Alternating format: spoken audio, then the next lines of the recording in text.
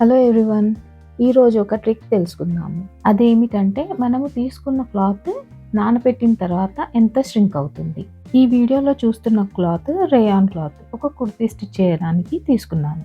First దీని length and width ఎంత ఉందో మెజర్ చేసుకుందాము.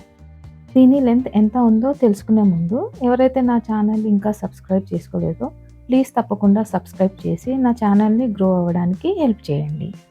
ఇప్పటి వరకు మీరు చూపించిన సపోర్ట్ కోసం చాలా చాలా థ్యాంక్ యూ.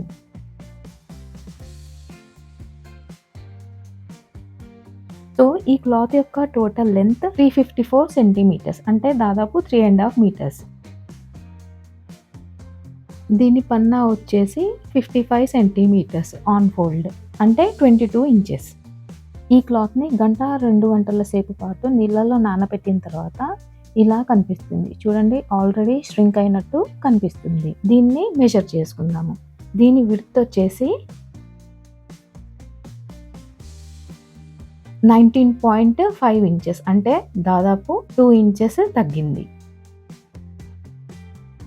ఇదే విధంగా దీని లెంత్ కూడా మెజర్ చేసుకుందాము. దీని టోటల్ లెంత్ వచ్చేసి 332 సెంటీమీటర్స్, అంటే ప్రీవియస్ దానికంటే దాదాపు 7 ఇంచెస్ మనకి క్లాత్ ష్రింక్ అయిపోయింది.